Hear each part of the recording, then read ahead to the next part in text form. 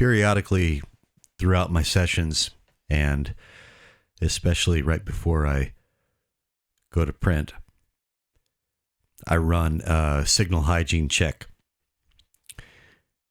And this is why.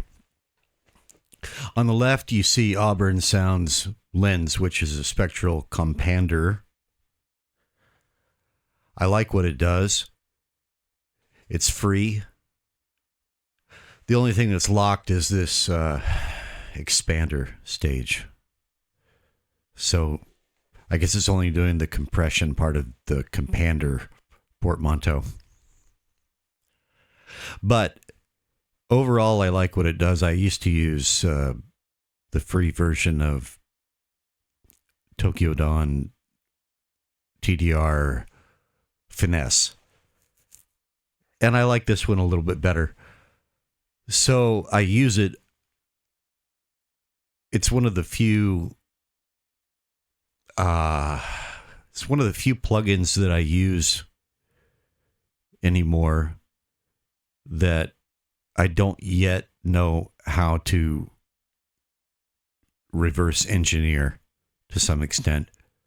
My goal is eventually to have complete control over everything in my chain, which means at some point making an attempt to reverse engineer Lens and replace it with something more air windowsy. But anyway, I do have it in my mastering chain, and I am using it. And here's what it does from time to time. So on the left, you see my instance of Auburn Sounds Lens. And on the right, span with my 5 kilohertz sine wave at minus 18 dBFS running through all the buses and the mastering chain in the master bus.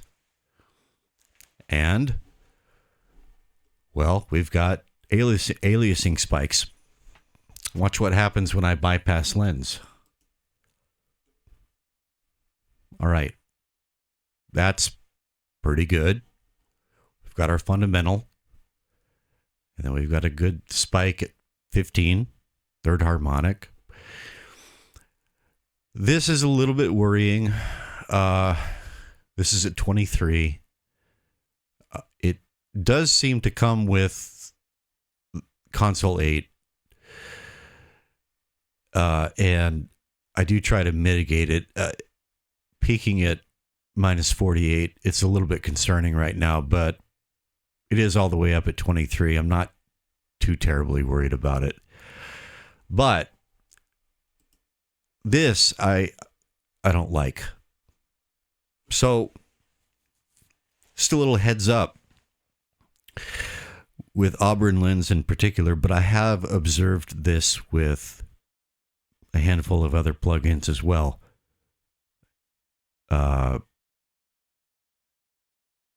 I've asked Gemini about this, and it has to do with what's going on mathematically under the hood, under the hoods of these things. And so sometimes, well, there have been times when I've had to just swap out the plugin, just delete it and insert a new instance. With Lens, here's what I found works most of the time. We'll see if it works this time. Probably won't, knowing my luck. This session anyway.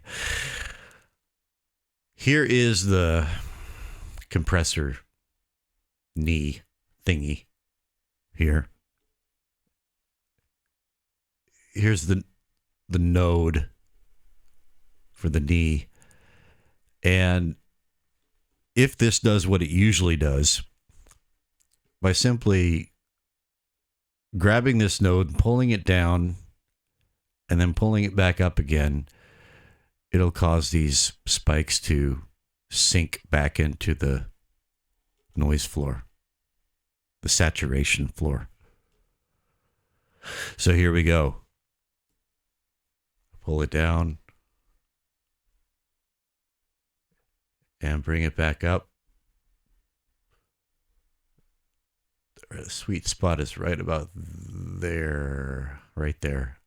And you can see that it cleaned up my signal pretty much. There's still a tiny little bit of aliasing activity down here, but it's much better than before. So just a little heads up on signal hygiene. Some of these plugins, there's just some kind of accumulation of mathematical operations. I'm not a mathematician, but that's my basic general understanding of what's going on with these things.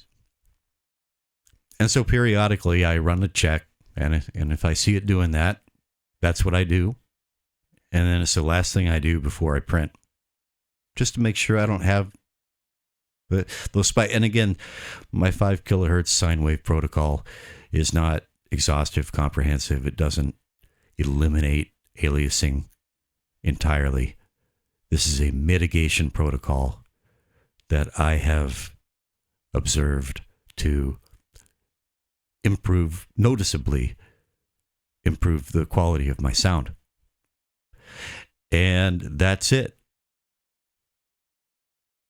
Vinyl Bear from lovely scenic Paju City, South Korea. Hoping this video finds you well. May the winds of clarity blow ever in your favor. Over and out.